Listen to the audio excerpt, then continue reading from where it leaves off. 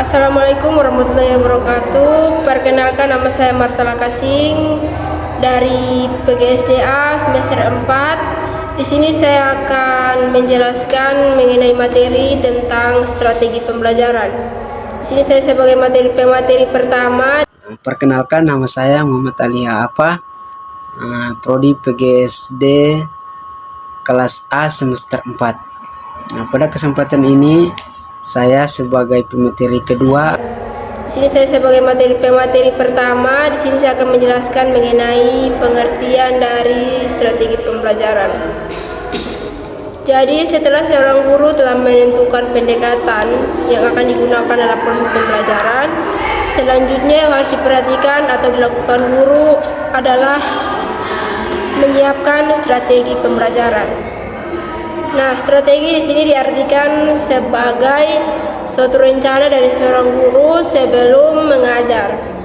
Atau dengan kata lain, strategi merupakan cara-cara yang akan dipilih dan digunakan oleh seorang pengajar untuk menyampaikan materi pembelajaran, sehingga akan memudahkan peserta didik menerima dan memahami materi pembelajaran, yang pada akhirnya tujuan pembelajaran dapat dikuasai di akhir kegiatan belajar. Strategi pembelajaran mengacu pada tata cara, penyiapan, dan pelaksanaan pembelajaran. Saya sebagai pemateri kedua akan menyampaikan beberapa poin, yaitu yang pertama strategi ekspositori, dan yang kedua strategi inquiry, dan yang ketiga strategi inquiry sosial. Pada poin yang pertama yaitu strategi ekspositori. Strategi ekspositori adalah pendekatan pembelajaran di mana guru bertindak sebagai sumber utama informasi dan siswa mendengarkan atau mencerna materi yang disampaikan oleh guru.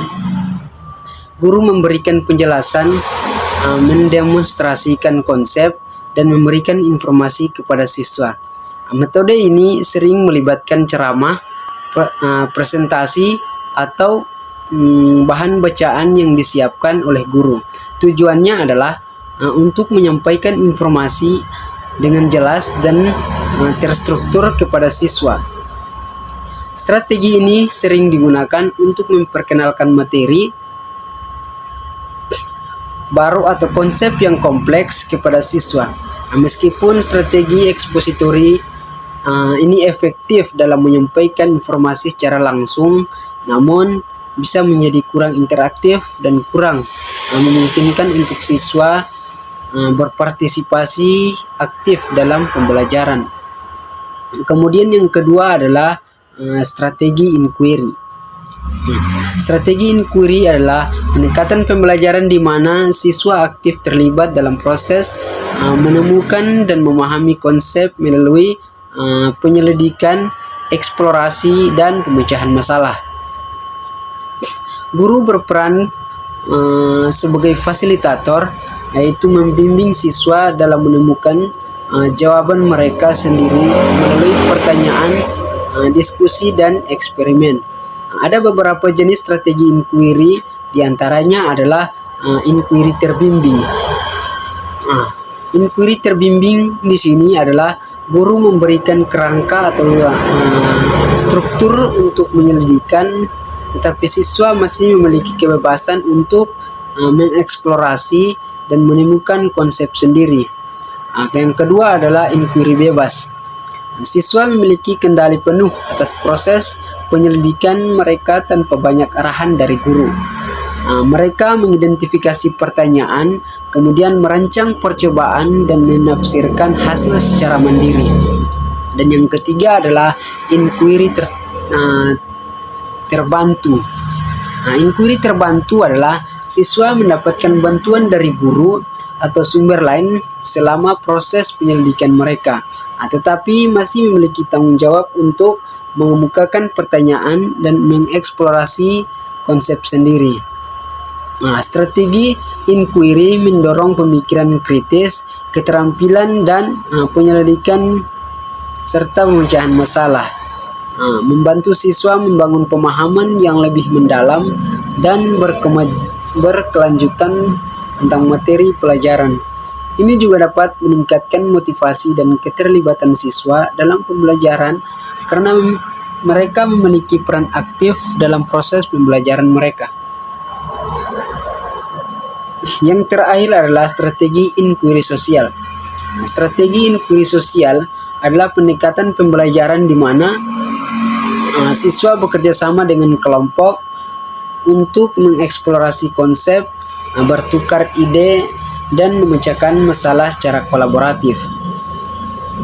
Dalam strategi ini, guru memfasilitasi diskusi dan kerja kelompok, sementara siswa saling berbagi pengetahuan, pengalaman, dan perspektif mereka. Ada beberapa ciri khas dari strategi inquiry sosial, di antaranya adalah yang pertama, kerja kelompok. Siswa bekerja sama dalam kelompok kecil untuk menyelidiki topik tertentu. Mereka berbagi tanggung jawab, memecahkan masalah bersama, dan belajar satu sama lain. Dan yang kedua adalah diskusi dalam kolaborasi. Siswa berpartisipasi dalam diskusi terbuka dan berbagi ide mereka. Mereka dapat bertukar informasi, menyusun rencana, dan mengevaluasi hasil bersama. Dan yang ketiga adalah pembelajaran silang. Siswa belajar satu sama lain melalui interaksi sosial. Mereka membangun pemahaman mereka sendiri dengan mendengarkan pandangan teman sekelas, memberikan umpan balik, dan berkolaborasi dalam menyelesaikan tugas. Dan yang terakhir adalah pendekatan konstruktivis. Strategi ini berpusat pada keyakinan bahwa pembelajaran terjadi melalui konstruksi bersama pengetahuan oleh individu dan interaksi sosial. Strategi inquiry sosial tidak hanya meningkatkan pemahaman konsep, tetapi juga mengembangkan keterampilan sosial, komunikasi, dan kerjasama siswa. Ini juga menciptakan lingkungan yang inklusif di mana setiap siswa memiliki kesempatan untuk berkontribusi dan belajar dari yang lain. Mungkin hanya ini saja yang bisa dapat saya sampaikan. Kurang dan lebihnya saya mohon maaf. Assalamualaikum warahmatullahi wabarakatuh.